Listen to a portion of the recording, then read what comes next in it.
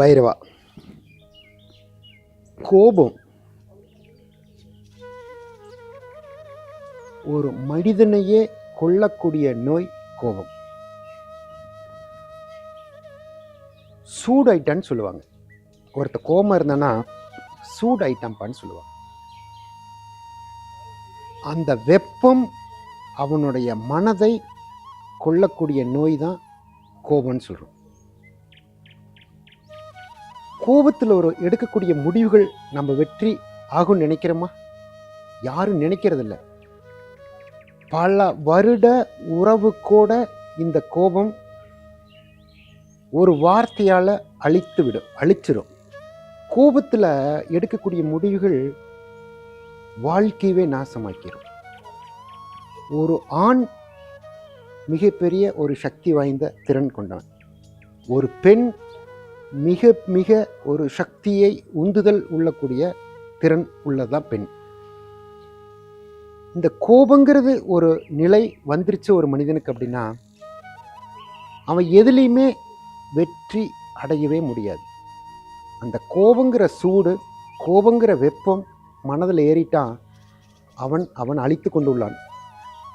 ஒரு வாழ்க்கையில் மனிதன்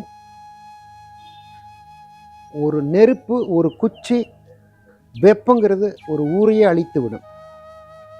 ஒரு மனிதன் செயல்பாட்டுகளில் சரியா இல்லை, கோபத்தில் எடுக்கக்கூடிய முடிவுகள், குடும்பமோ ஊரோ எடுக்கக்கூடிய வார்த்தைகளோ கோபத்தில் முடிவெடுத்தா சொல் அழித்து விடும்.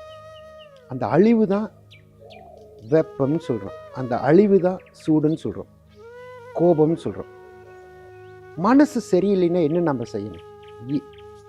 ஒரு கோபமாக மனசு பட்டுதுன்னா நம்ம என்ன செய்யணும்? மனதை அமைதியாக விட்டுருங்க.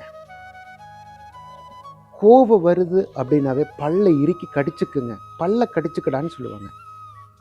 நாக்கால ஒரு மனிதனுடைய வாழ்க்கையை அழிவை நோக்கி பயணம் செய்கிறோம்.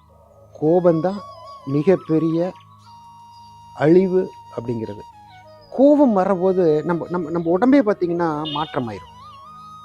சூடு ஏறின்னு சொல்லுவாங்க. வெப்பம் ஏறிடும் உடம்புக்குள்ளே. அந்த வெப்பத்தில் எடுக்கக்கூடிய முடிவுகள் சரியாக இருக்கிறதில்ல. அதுதான் கோபத்தினுடைய அழிவு. கோபம் வேண்டாம். அமைதியாக கோபம் வர்றபோது பல்ல இறுக்கி கடித்து அந்த இடத்த விட்டு நகர்ந்துருங்க. வார்த்தைகளை விடாதீங்க. கோபத்தில் விடுற வார்த்தைகள் அழிவை நோக்கித்தான் பயணமாயிரும் நம்ம பயணம். கோபத்துக்கு வார்த்தைங்கிறத எடுத்துகிட்டு மனதை சாந்தப்படுத்துங்க. கண்டிப்பாக வாழ்க்கை நிம்மதியாக இருக்கும். பைரவா.